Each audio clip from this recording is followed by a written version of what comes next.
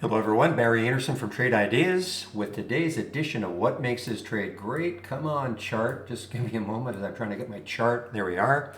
NVVE guys, so this was an AI alert, okay? Now I want you to take a look at this. 349 was the alert.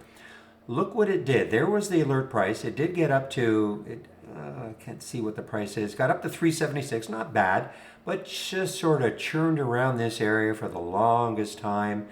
All sorts of time to get in, and then all of a sudden at 369. So remember now, the alert's at 349.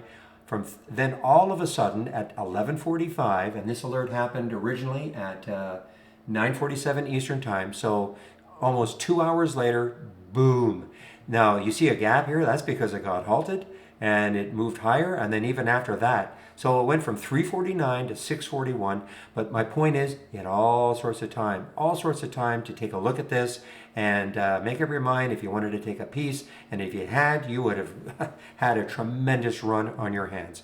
Okay, everybody, want to get back to the room. Have a great evening. We'll see you tomorrow.